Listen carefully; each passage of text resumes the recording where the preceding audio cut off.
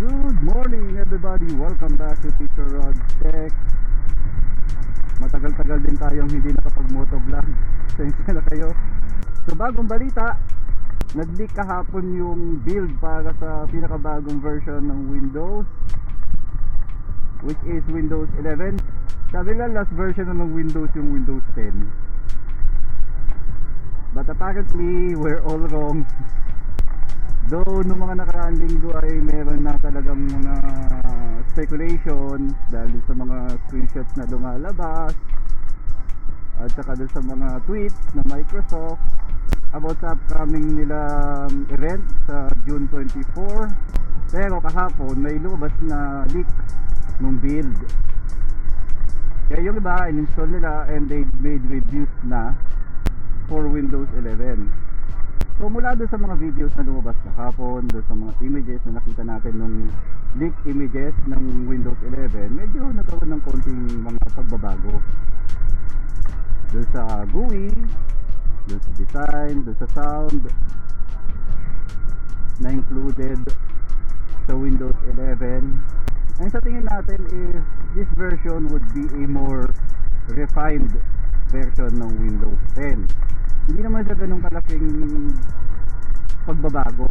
Naalala niyo yung Windows 8? Yung unang version ng Windows 8 coming from Windows 7? Yun ang malaking pagbabago, di ba? Coming from yung standard natin na GUI or interface ng Windows, biglang ni-revamp lahat noon sa Windows 8. Nawala sa Windows 8 yung start menu, tapos nagbago yung GUI dahil sa pagkakadagdag ng mga lifestyle, nagkaroon ng start screen, and unfortunately hindi ito nagustuhan ng mga consumers. Kaya naglabas sila ng patch noon, di ba, ng Windows 8.1. Yun, naging 8.1 siya, binalik nila yung start menu, and then we had Windows 10, and which is probably what you're using right now. So ano yung maaaring maging effect nung panibagong version na ito ng Windows 11 sa atin? Not much, aside from the graphical interface being different.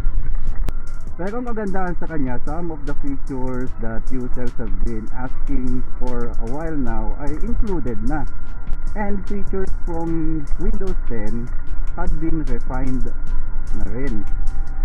Tulad na lamang nung Internet Explorer, malamang hindi ninyo na ginagamit yun, di ba? Though nitong mga nakaraang build, yung latest na version ng Windows 10, wala na siya. Sa Windows 11, totally tinanggal na nila yung Internet Explorer. At talagang nag-concentrate na sila sa Edge. Though hindi ko alam if you'll be using that, kasi malamang Chrome ang ginagamit ninyo, o kaya naman Firefox. Another thing to consider for us who teach CSS NCII is, will this affect yung ating instruction? Hopefully not. But we've seen from the past na kung ano yung GUI or yung interface na ginagamit nila sa standard editions ng Windows usually carries over to the server editions. Tulad na lamang nung Windows 7,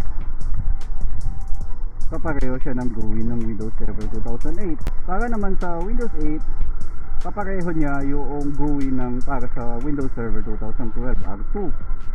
So malamang kung ano yung lalabas din na server edition na kaakibat ng Windows 11, magkapareho sila ng GUI. And we hope na hindi ganun ka-drastic yung changes sa GUI para hindi malito yung mga students natin doon sa pag-navigate sa mga elements na kinakailangan nilang puntahan sa pag-install ng Windows Server. So let's wait until the final announcement, and for now maghahanap tayo ng ISO or installer ng early build na ito ng Windows 11, and we're going to do a review about that, though hindi naman ganun talaga ka in-depth dahil tulad ng binanggit natin, there could be significant changes in the final release ng Windows 11 after June 24. So please click the like button below, subscribe to our channel, at para sa susunod nating video, please click the card na nandito sa kaliwa para sa ating Windows Server 2008 tutorial. At ito naman playlist na nasa baba para sa iba pa natin mga CSS tutorial. And I'll see you in the next one.